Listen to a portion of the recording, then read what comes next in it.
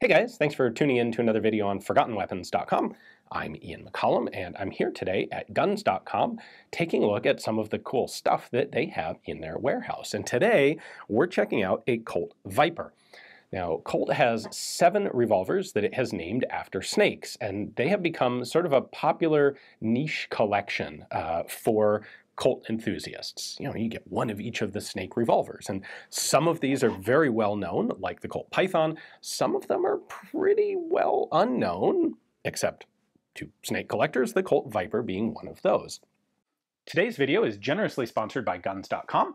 When I first found Guns.com, it was many years ago, and they were actually an informational blog site about firearms, and I remember going there fairly regularly, reading interesting articles on various different things that were going on in the gun world. Well, the site owners decided a few years ago to actually transition into becoming a full-fledged marketplace, and that's what they're doing today. They have their own big warehouse, which is where we filmed today's video, of stuff that they keep in stock that they move directly, and they also set up this really cool FFL network to allow local brick and mortar shops to advertise particularly unusual, interesting guns to a nationwide market rather than have them stuck in a little small local shop. So today, Guns.com is a really cool place where you can look for both current production and interesting old collectible or historic firearms.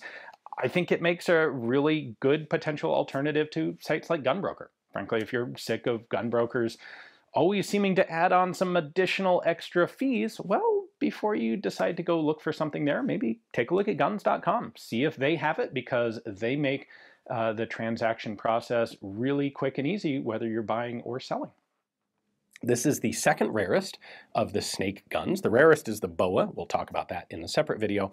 The Colt Viper is essentially a Colt Police Positive Special, chambered for .38 Special. It's a D-frame gun, but it's specifically made with an aluminum alloy frame. So the idea was you have a Police Positive, which is sort of your service size 4-inch barrel. Really, like, it's a revolver with really good lines. It handles well. It's not too big. It's not too small. The Police Positive has always been a tremendously popular gun and overall design for Colt. Well, they took that and figured if you want a lighter weight version, here's a version of the Police Positive with an aluminum frame. So the whole thing comes in at a weight of just 20 ounces. It's remarkably light in the hand. .38 Special. It's got a steel cylinder, steel barrel, aluminum frame. So let's take a closer look at it. To my mind, these really do have just about the perfect proportions of a classic revolver. We've got a half underlug for the ejector rod. The barrel length, the ratio of barrel length to frame size to grip is just about right. The grip is very comfortable in the hand without being too big or too small. It's a really nice gun, and it's worth pointing out that you can essentially duplicate this with a steel frame with a 4th issue Colt Police Positive, which is a far more common gun. Now, if we take a look at the markings, we'll get the boring one out of the way first. That's here on the right side. It's Colt. The more unique marking is here on the left side, and that is Viper .38 Special. It's important to point out that Colt apparently found a batch of leftover new old stock Viper roll-marked barrels in their factory at some point a number of years ago, like I think about 15 years ago, and they sold them to Numeric Gun Parts, and those sold to various interested people, some of whom could have certainly used them to make fake Vipers by taking aluminum D-frame Colts from other production runs and putting Viper-marked barrels on them. So if you want to be 100% sure that a Viper is real, you need to check the serial number. In theory, you can get an official factory letter from Colt that will tell you when the gun was made, and if it was made in 1977, you're good to go. You can also check the serial number. That's marked here on the inside of the crane and on the inside of the frame down there. Obviously, they should match, and they do here.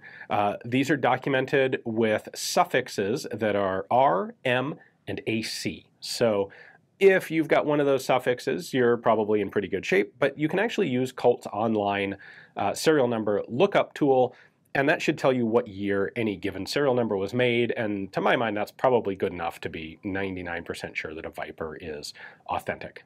If you want the 100%, get a formal letter from Colt, and it'll tell you what that serial number was originally made as, presumably a Viper.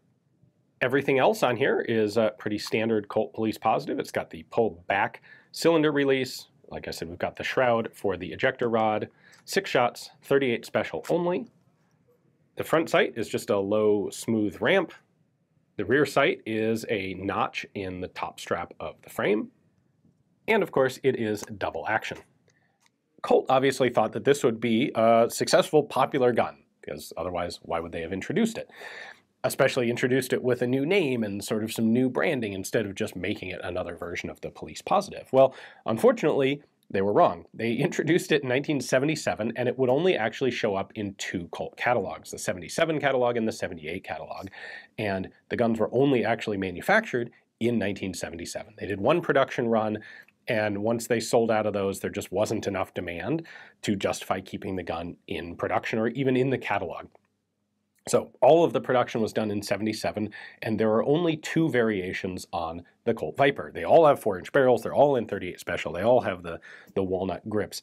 The only variations are whether you wanted it blued or nickeled. And the blued version would set you back $170.95. The nickeled version like this was the more expensive one, and thus this is actually the scarcer of the 2 patterns, and that came in at $187.95. Total production, I don't have an exact number, but it's approximately 4,000 guns. So a fairly scarce, in fact, the second scarcest of the Colt Snake revolvers. Now, hopefully you guys enjoyed checking this one out. They're pretty hard to find these days. Frankly, because of the unique Special Snake name, they have taken off in price and collector desirability in a way that any other sort of quasi-random variation on the Police Positive really has not. So, if you find one for a good price, now you know maybe you're looking at something special to pick up. Hopefully you guys enjoyed the video. Thanks for watching.